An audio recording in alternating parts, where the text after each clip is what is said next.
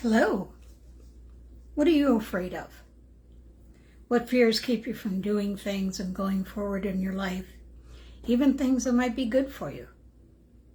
The definition for fear is, as a noun, and we all know if we remember our English, is a person, place, or thing. And so the definition being a noun is an unpleasant, often strong emotion caused by anticipation or awareness of danger. Anxious concern. Oh my goodness. I really related to that because there's so many times I have been anxiously concerned about something coming up. Then there's the other one. That's a verb. Verb is an action. Back to our English class at school.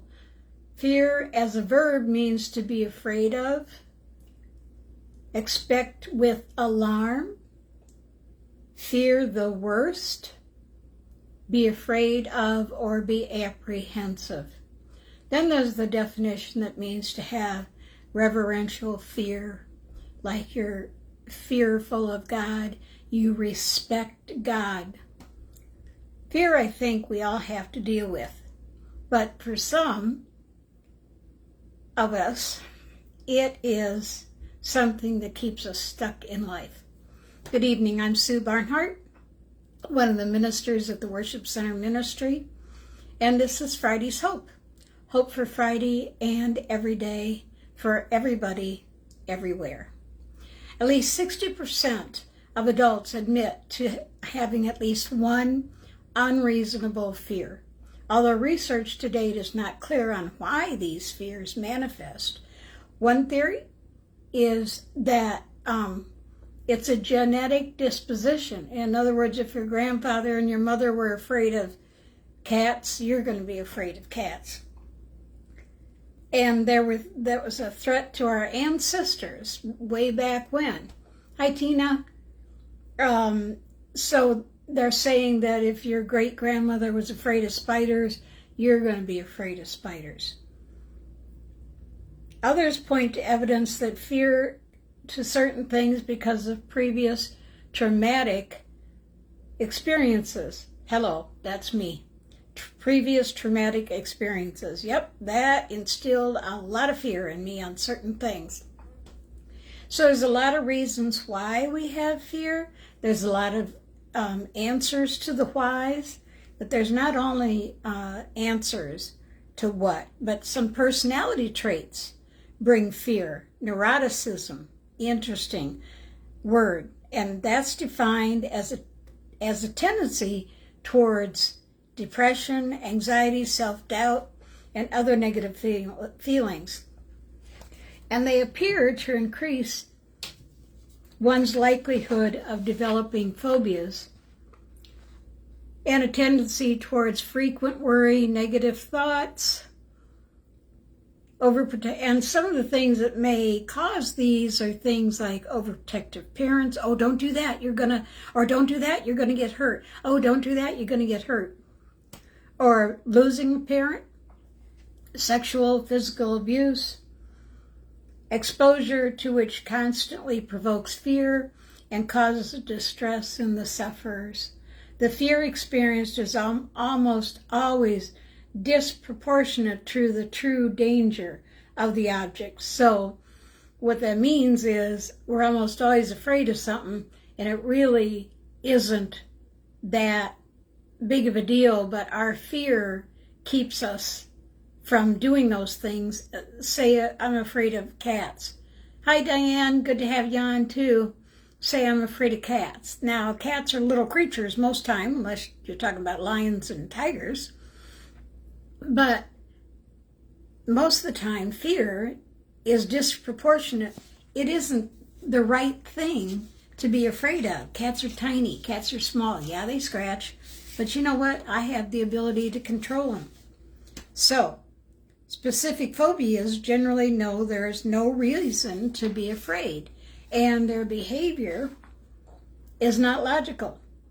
However, they can't avoid the reaction. So some of us have been afraid of things and it doesn't make any sense to be afraid of those things. Why am I afraid of this? Why am I afraid of that? Okay, I've dealt with panic attacks. I've dealt with fear. I've dealt with other things like that, and it made no sense whatsoever for me to be afraid of these things, but yet I was. So when fear disrupts or overtakes your life, therapy can help. And I'm a big deal on therapy. A core treatment for fears is exposure therapy, in which the therapist guides you through that thing that you're afraid of, guides you through that thing that scares you, but they do it in a safe environment, and they're with you, and they walk you through it and help you do it. Like maybe you're afraid of flying, so they'll go flying with you, or they'll even put you in a mock plane to help you do that. That's exposure therapy. Cognitive therapy is applied with a combination of exposure therapy to help the sufferers challenge and reframe their harmful beliefs. So, say I'm afraid of flying, then I would be on a plane with a therapist maybe, and that I would be sitting there saying, you know what? I'm okay. This is all right. I'm doing well. I'm going to be okay on this. And medication, sometimes beta blockers, which block the adrenaline that we build up, or lowers the heart rate, lowers the blood pressure. I could use some of them. May be prescribed short term, often when a feared situation is necessary or unavoidable, such as public speaking. Hello, here I am. Hey, Barbie, good seeing you. What thought changes could free people from everyday fears? Minding one's thoughts, and I think this is a big deal. Acknowledging their fears and being present can go a long way towards managing our everyday fears. The first step is to question the story behind the fear. When one's mental predictions insist that something will go wrong, or that an individual faces immediate danger, the ability to step back, recognize those thoughts as stories, not reality, and evaluate whether they're true or rational, can be a powerful step. This is one way I've managed my fears, and I've shared this before, but not everybody's heard it. I always have a fear that my car would break down somewhere. And I'm sitting in the middle of my parking lot in my own apartment complex. And my car is running terrible. I mean terrible. And I have to go to work. This was some while back. And I'm sitting in my parking lot. I'm looking around going, why am I so afraid of this car running bad? This is crazy. I'm sitting and I can get out of the car and go to my apartment. What is up with this? It traces back to years of not having somebody available to me if my car does break down or if I do have a problem with it. And so then I sat there and I thought, wait a minute, I've got a church full of people I can call. I've got an apartment complex full of people I can get a hold of. I can go to my own apartment and make a phone call. I have my cell phone with me.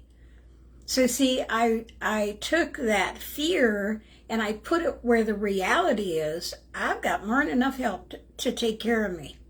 And that stopped that fear totally. And then there's fear of things might happening. Well, if it does, God will get me through. One of the ways that came about, not that the accident was God's fault or anything, but I did have an accident. Many of you people know a big old farm truck plowed into me on the side of my car and demolished it. I woke up to the police saying, "Are you okay?" and me going, "What happened?" Totally destroyed my car. But you know what? God got me through that. Every inch of it. He got me through that. There were more people in my hospital room visiting me than I had seen in forever. My girlfriend from Pennsylvania called her sister, who lives in Dixon, and says, "Go see about my girlfriend. I can't get a hold of her." They took my phone away. My friends took my phone away from me because it kept running constantly. Nurses were amazing. Doctors were amazing to me and took great care of me. My car, however, didn't quite make it quite as well. But my insurance company was amazing too. Replaced it with the car I have now. So God got me through. Do I want to go through an accident? Absolutely not. But I'm not going to fear it. You know what I did after I got better and I got stronger and I could move and I got another new car? I drove through that intersection on purpose because I was not going to live in the fear of it. I was not going to drive around town or anywhere else in fear. I insisted that my brain see and understand that that was a one-time event, I pray, and that going through that intersection is not going to cause me problems. I might be a bit more cautious at stop signs now, but that's okay. Being a little extra cautious is okay, but it's not out of fear. I have a lot of blind spots on my car, so I'm a bit more cautious. I think one of the most difficult things is when I lost somebody very, very near and dear to me. That was a tough one. And I think for a lot of people it is very tough to lose someone very close to you, that you love so much. But you know what? God got me through that. God helped me with the pain. God helped me with the loss of that person. I can't tell you specifically how he did it, but I can tell you that he kept telling me to stay in the scriptures. I can tell you he told me to reach out to somebody and talk with them. I can tell you that I spoke with some of the people at the church about it. I can tell you I took every hug I could possibly get at our church. And I could tell you that I'd watch for those trigger times when that loss would come back and hit me. And say, no, God's in the present. God's healing me. So fear can really take you someplace, or you can keep your mind and your eyes on God.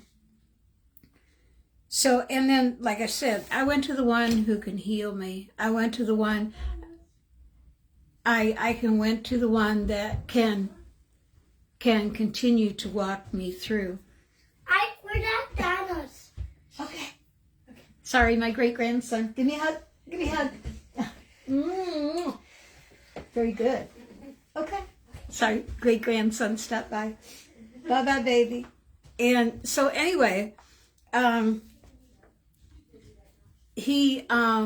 God got me through that particular thing too. He says in Psalm 18:2, the Lord is my rock, the one who I can climb on, stand on, lean on. You know, you get a big enough rock, you're not going to move it. But God's going to stay with me to help me lean on that. He's my fortress. Back in the day when they built military compounds, it was called a fortress, and they would build this place where no enemy could get in and attack. Well, guess what? God's my fortress. The enemy in me, we hear that a lot from Pastor Cole, the enemy in me had to not understand that there was a fortress in my life, and I wouldn't let that fear and those thoughts of fear come and get me.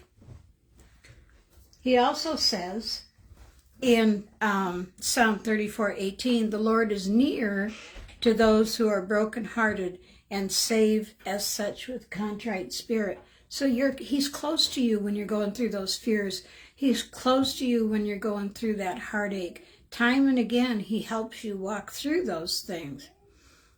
Psalm 38:8, I am feeble, severely broken. Yes, I have been, and yes, I was. I groan because of the turmoil in my heart. Have you ever been there? Where it's been so bad and so difficult. Sorry, grandkids. It's been so bad and so difficult. All I could do is groan, but it says in Scripture that the Holy Spirit knows our prayers, our groans, our utterings, and he takes them to God. It's almost like they're groaning of our heart or groaning of our spirit when we're hurting. But he takes them to God. About fear, God says 262 times, do not fear. Just some of them. Isaiah 41:10, fear not, Summer. Hey, Mom. I just got off work. Hi, say hi. No. Hi. Okay. Okay. Bye. We're not leaving. Yes, Yes, we are. Bye, baby. At the house. We're going home, yeah. Fear not, for I am with you. Be not, oh, he wants to play. Be not dismayed, for I am your God. I will strengthen you. Yes, I will help you. I will uphold you with my righteous right hand. In other words, he's going to give us the strength and the ability to get through this. He's going to give us the strength and the ability to get through the fear, to get through the hurt, to get through the heartache, to get through those thoughts that we don't want in here. But we've got to stay connected to God. Even I, he who comforts you, who are you that you shall be afraid? O man, O son of man, who will be made like grass? You know, we're nothing but dust here, but God's going to take care of us. Hi, Pastor Paulette. Deuteronomy 20, verse 1. When you go out to battle against your enemies, what are your enemies? When it comes to fear, what are your enemies? Your thoughts? Your worrying? Your struggles? What's your fear? What's your worry? What's your enemy? Most of the time, my enemy lives right here. Right here. Most of the time.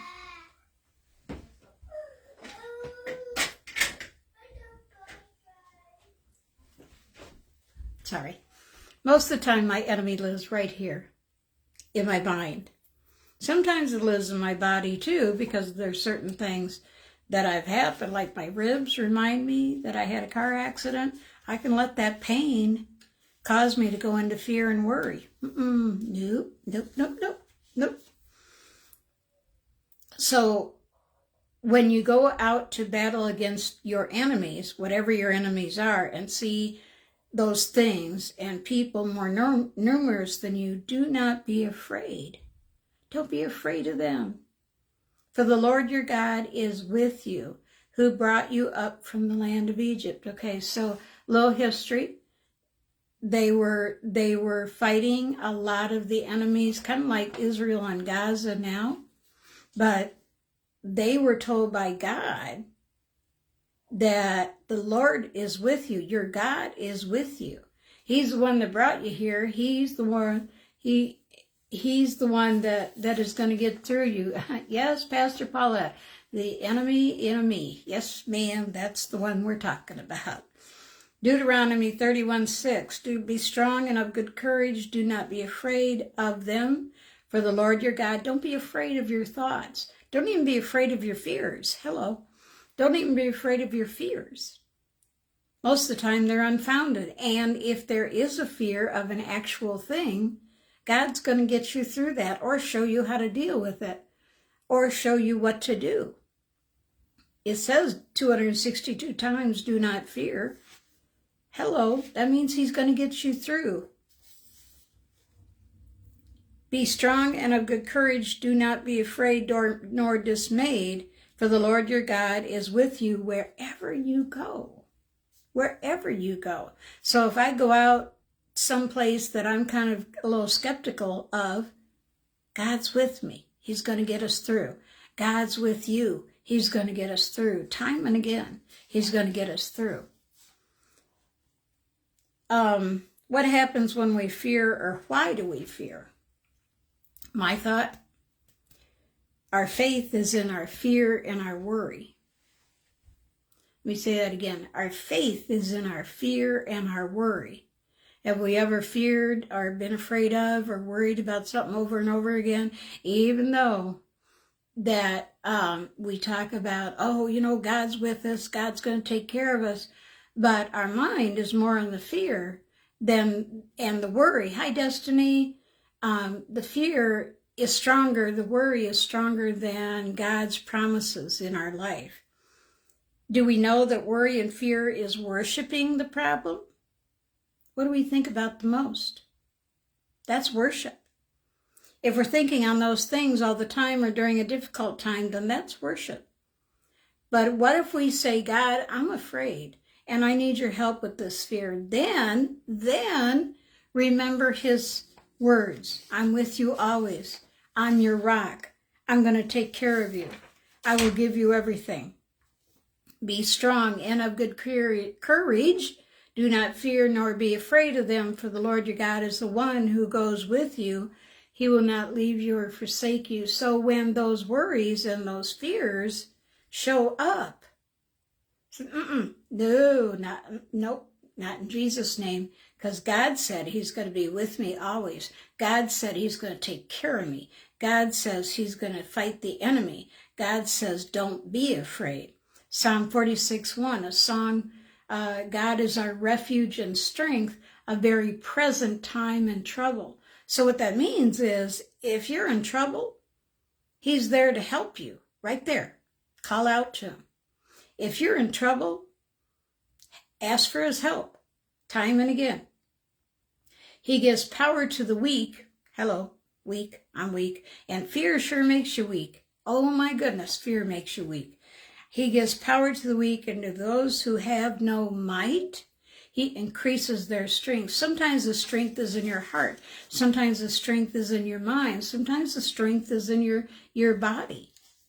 But he increases that, especially when we're afraid, because fear can really take our strength away. 2 Corinthians 12:9, most of you know this one. My grace is sufficient for you. So when we're in a difficult situation, his grace is going to help you through. His grace means that God's riches, according to Christ, I lost the last word. Anyway, so it means that he is rich in his help. It means that he is rich in his strength. It means that he is going to continue to help us with this. Philippians 4:13, I can do all things through Christ who strengthens me. He gives you the strength to get through those troubles. He gives you the strength to get through the issues and difficulties. He gives you the strength to continue to walk through the situation and circumstance in a healing way, in a good way, not in a bad way, not with the worry and the fear and the arguing and the anger. That's not going to get anybody anywhere. He gives us the ability to do that. And also with all this, I started out with therapists early on. I encourage you to find somebody to talk to walk with in life, to help you remember his word and encourage you to meditate on it and believe this word for you. Believe it for you. Take those words, take those verses. So many times we've read them, so many times we've heard them. Oh yeah, that's good. No, that's for you, not just to hear. And then encourage you to meditate on his word and even possibly use medication prescribed by a licensed practitioner to calm down for a while. There's so many ways God's given us to overcome fear. And yeah, I know there's violence in this world. I know fear has been so ramped up, especially since COVID. There's fear every day. Now we're hearing about mosquitoes and all this other stuff. Look, y'all, God's bigger than a mosquito and COVID and all the little germs floating around. I know some people that won't go out of their house anymore because they're afraid they're going to get sick. We got sick before COVID and we went through it. Hello, I got chickenpox, measles, mumps, rubella, and all that stuff before the vaccines. We got sick before. God got us through it before. Use bug spray. Use off. Use something. You're not helpless. And your body has a natural immune system to fight that stuff off. Fear is not the thing. God's strength is the thing. God is greater than all that, and he's going to take care of you and get you through huge things. I watch the news. I watch people. I watch, everybody. God does too, by the way. He watches you. And he says, come to me, all you who are weary and heavy laden, and I will give you rest. What you could do is ask for help. Come to him. Stop trying to fix the problem through being angry, talking negative, worrying, being distracted by life's and its needs. Come to him. Take care of yourself. He wants you to help. He wants to help you, and he loves you, and he's ready to help. Just because he loves you. Just because you're you. That's all. If you struggle with panic, depression, worry, always being negative, overwhelmed, reach out to God. He says he'll restore you in Psalm 18:6. In my distress, I cried out to the Lord. Yes, I prayed to my God for help. He heard me from a sanctuary. My cry to him reached his ears. In heaven, that's where a sanctuary is in heaven. Call somebody if you or someone you know is in danger to yourself, or if you're danger to others, call somebody. We've got so many agencies out there that are willing to help. Everything from the police, the hospitals, doctors, psychiatrists, the hospital itself, the clinics itself. There are so many places. The Y has places for people who are struggling with suicide. Call your pastor, call somebody. I was very pleased with one young lady who reached out. I was very pleased with her, and she's doing so much better. Sometimes it needs nothing more than somebody showing up at your door. I remember back in the day when I was suicidal and somebody showed up at my door with a bag of donuts. True story. My kids were little. I was married. And I thought, this is enough of this. And I had all the plans in the world. And this lady showed up with a bag of donuts and said, got any coffee? And I always have coffee. So I made coffee and we talked. And it was a turnaround for me. It was a turnaround for me. So it was amazing. I prayed, and it says, choose a trusted friend. You know, I've reached out to a trusted friend these last few years who continued to show me God. I know she's not going to say anything about what we shared, as I won't with hers, and she choose to keep me close to God and remind me of who he is. And yes, I know reaching out is hard. I learned something just the other day. Baby boomers, that's me.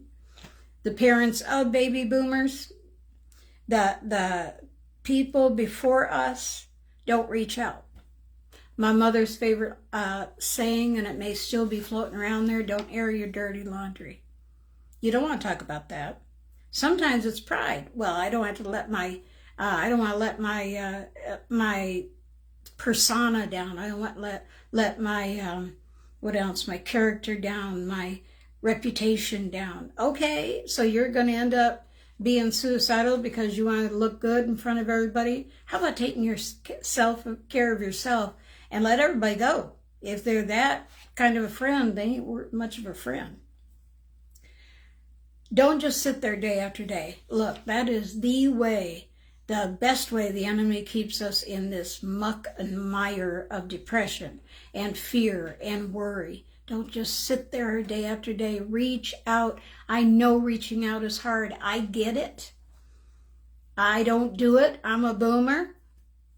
But I learned that when I did, I got so much healthier, so much stronger. I'm here doing this because of it. And look what God's taught me and how God's brought me. He's going to do that for you guys too. Reaching out.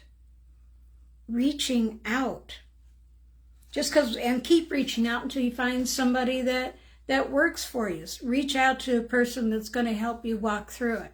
Just because the first person didn't work doesn't mean it isn't going to work. Don't give up on yourself that easy. You make sure, hey Cameo, you make sure you find somebody that's going to help you get through this and stay close to the scriptures. Stay close to God. It says in Psalm 73:26, my health may fail and my spirit may grow weak, but God remains the strength of my heart. He is mine forever. And you can say that for yourself. Psalm 73:26. Your health may fail. Your spirit might grow weak, but God remains the strength of your heart. He is yours forever.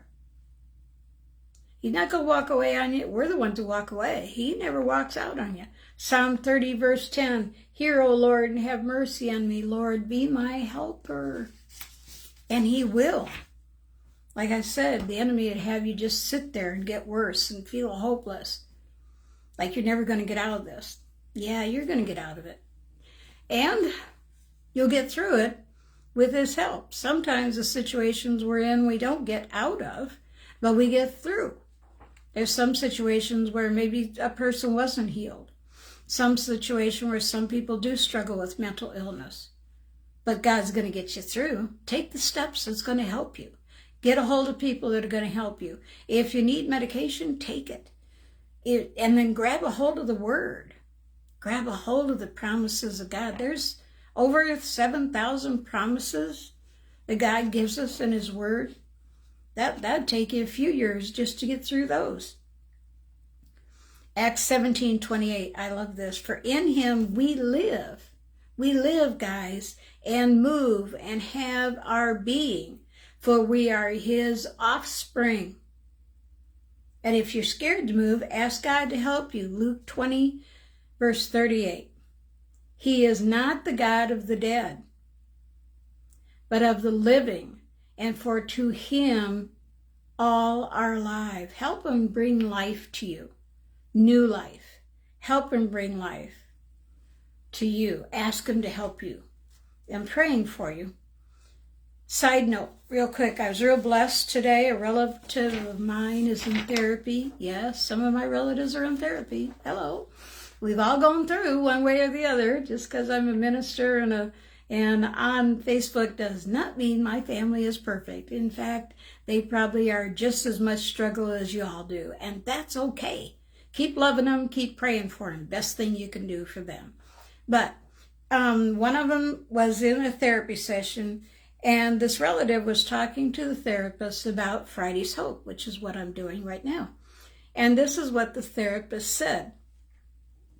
He said, hey, by the way, I went to the therapist yesterday, and you got brought up, meaning me, because we were talking about the silent generation, my parents, which is you. Well, they think it's me, but that's not me. That's what I learned from, but I'm not a silent generation. I'm a boomer. For those who don't know, the silent generation was my mom and dad. They didn't talk about things. They didn't air out their dirty laundry. In other words, we didn't talk about our struggles. We didn't say anything. No, you don't want to do that. And my relative said, I told this therapist about how you do Friday's Hope. She said that me being an advocate for that at my age, I'm 70, is a huge deal, as well as celebrating my faith and how it has helped me is really important in today's society. I was so blessed to know that. I was so blessed to understand that, to hear a licensed therapist. You know, I so love everybody's comments and everybody's, I loved it, it helped me, etc. I love this. But, having somebody licensed say that about this, I was so blessed by God to have that happen. And so I want you to know that this just isn't me sharing this. This is, first of all, a passion of mine from God to help people that are struggling with mental health issues, emotional health issues. And second of all, what I do say comes from scientific research as well as research in the scriptures. And thirdly, I just happen to love y'all. And I happen to know that I just want to see you guys walking whole, healed, and delivered. Grab a hold of Jesus. Grab a hold of Him so hard. Any of you have seen the video Tear Off the Roof by Brandon Lake, one of my favorite artists right now. And the part is, he sings, I didn't come here to stay in the crowd, or something like that. And it was the woman with the issue of blood that pushed through that crowd to touch him to get that healing. Push through your crowd of thoughts, your crowd of ideas, your crowds of naysayers, your crowd, whatever it is, and push through to Jesus. Because He's going to help you. He's going to heal you. And He's going to continue to make you strong. Thank you for listening. Thank you for praying.